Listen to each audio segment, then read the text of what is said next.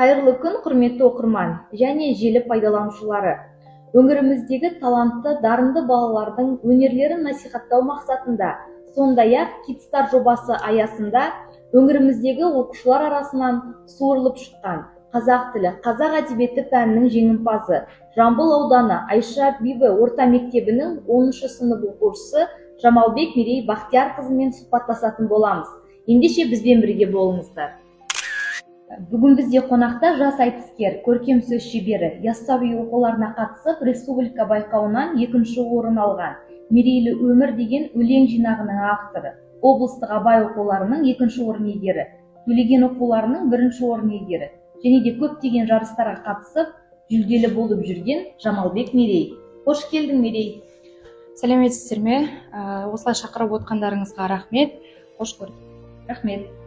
Бірінші сұрағымды қойсам, қазақ тілі байқауларына қашаннан бері қатысып жүрсің? Бұл пәнге деген қызығушылығың қалай оянды? Жалпы мен кішкентай кезімнен бастап осы қазақ тілі пәніне қызығушылығым бар. Оның ішінде қазір ақындық саласы бойынша көптеген байқауларға қатысып, ақындық қырымды дамытудамын. Ол былай болды. Мен мектеп қабырғасында жүргенде, жалпы кішкентай кезімде ұйқастарды онша қатты біле бермейтінмін. Бірақ ес білгелі осы 8 сыныпқа келген кезде өте қатты бір қызығып, әдеби романдарға, осы әдеби қырдағы бағыттарға қызығып жүрдім. Бірақ маған бағыт-бағдар беретін жетекші дейді ғой, сондай кісі болмады. Өзім жазып, өлеңдерді қызығушылық танытып жүрген кезімде, осы мен жетекшім, қазіргі жетекшім Райымбекова Құралай Кеңсебайқызымен жолығып, сол кісі маған осы қазіргі күнге дейін әлі мені дайындап келе жатыр. Ұйқас дегеніміз не, осы өлеңді қалай шығару керек, оның тактикасы қандай, ортада қалай ашылып сөйлеу керек, соның барлығын үйреткен болатын. Осы нақты байқауларға қатысуды 8 сыныптан бастап кірісіп бастадым. Әлі күнге дейін жалғастырып келе жатырмын және әрі қарай жалғастыра беремін. Рахмет, Мерей. Талабың таудан биік болсын. Тілдік білімнен бөлек олимпиада саған қандай қасиеттер үйретті? Жалпы бұл жарыс дегеніміз ол тек қана байқау емес қой, ол адамды кеңінен қарай басқа қасиеттерге шыңдайды. Мен байқауларға қатысу барысында мен жаңа ортада ашылдым. Басқа қалаларға байқауға барған кезде басқа орта, жаңа таныстық деген сияқты адамдар көп болады. Мен сол жағынан қатты шыңдалдым. Ортада сөйлеу, адамдардың алдында ойды анық жеткізу, қысылмай айту деген сияқты жаңа қырларымды дамыттым. Және де ортаға шыққанда адам тек қана бір ақындық қыры емес, басқа да өнерлер дамиды. Басқа да қырларыңды өзіңді өзің тани бастайсың, толықтай ашыла бастайсың. Сол жағынан маған осындай үйретті. Сондай. Жарайсың, Мерей, рахмет жауабына. Осы сенің Мерейлі өмір деген кітабың жарыққа шығыпты. Осы кітап жайлы жалпы айтып берсең. Бұл кітап 2024 жылы жарық көрді. Мұхаммед Хайдар Дулати баспасында, университеттің баспасында. Жалпы бұл кітап негізі бұл кітапқа дейін талай өңделді кітапша болып шыққанға дейін. Мен басында өлеңдер шығарып жүргенде кітапша болып жинақталмаған кәдімгі қойын дәптерге жазып жүргенмін. Және де бір жарысқа қатысатын кезде ол жарыстың ережесі өлеңдерді кітапша түрінде жинақтап алып келу болатын. Сол кезде мен кітапша емес, жинақ түрінде алып бардым. Жинақтап өлеңдерімді. Сол кезде мен осы қадамыма қуанды ата-анам. Қуаныштарынан мен әкеме барып айтқан кезде, мен осы жинағым шығып жатыр, осылай өлеңдерімді оқып көріңіз деп әкеме барып айтқанда, кітапша қылып шығару ойымызға келді. Содан осы кітаптың атын қуанғаннан мен әкем Мерейлі өмір деп қойды. Бұл кітап әлі де кітаптың үстіне өлеңдерді қосудамын, мен үлкейтіп шығарамын деген ойымда бар. Қазірше бұл кітап 65 өлеңнен тұрады. Түрлі бағыттағы, түрлі тақырыптағы өлеңдер, көбінесе өмір туралы, өмірдегі жағдайлар туралы өлеңдерді шығарғанмын.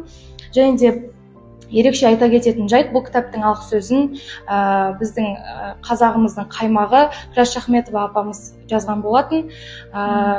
Сол Күләш Ахметованың үйіне барған кезде ол кісіге өзімнің өлеңдерімді оқып бердім, ақ батасын беріп, осы алғы сөзді жазған болатын. Және де бұл жақында осы 2025 жылы ма, 2024 жылы осы кітаптың облыстық тұсаукесері өтті. Сол кезде Үміт Битенова апамыз, ақын, өздеріңізге белгілі, сол кісі тұсауын кескен болатын. Ал бұл жерде тұрған анау Төлеген Айбергеновтың қызы Салтанат Айбергенованың қолтаңбасы ақ батасын берген болатын. Мұхтар Шаханов сынды атамыз қолтаңбасын жазған, ол кітап енді қазір бұл жерде жоқ. Сондай үлкен ірі тұлғалардың қолынан өткен кітап. Енді болашақта үстіне қосып үлкен ірі көлемді кітап қылып шығару ойымызда бар. Жарайсың Мерей, бұл кітапты жазуға да үлкен еңбек пен талант қажет етеді. Бұл жерде тағы да Елем Әлімжанов атамыздың өзінің жазған, саған арналған тілегі де бар екен, кітапта. Мерей, ақындық өнер саған кімнен дарыды? Менде келешекте қандай мақсаттарың бар алға қойған? Жалпы бұл ақындық өнер менің өзімнің әкем жағында, туған туысқандарым жағында және нағашыларым жағында да бар, екі жақтан да берілген. Қазіргі менің үлкен аталарым барлығы өлең шығаратын, домбырада ойнайтын ақын шешен кісілер болған. Және де менің әкем қазіргі уақытта өлең шығарады, домбыра тартады, кез келген уақытта ойынан ұйқас шығарып отыра береді. Өзімнің әкемнен, сол туғандарымнан дарыған бұл қасиет. Ал мақсаттарыма келетін болсақ, енді айта берсек арман мақсат көп, бірақ болашақта ең ірі көлемді мақсаттарымның бірі осы ақындық қырымды белгілі бір шыңға жеткізіп, осы үлкен ақын апа-аталарымыздың ізін жалғайтын бір өзімнің тарихта соқпағымды салғым келеді. Енді соның жолында жұмыс жасаймыз. Рахмет Мерей, жолың әрқашанда ашық болсын.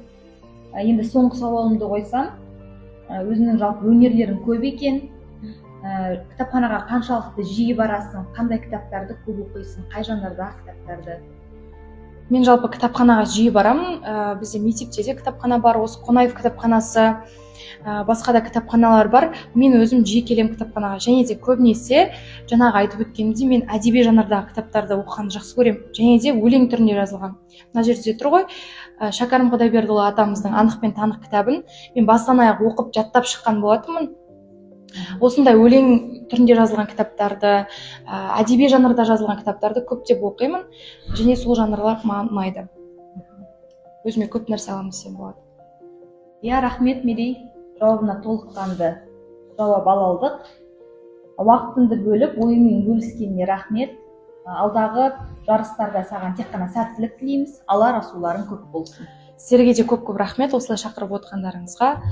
Амин, рахмет, айтқандарыңыз келсін. Сау болыңыздар.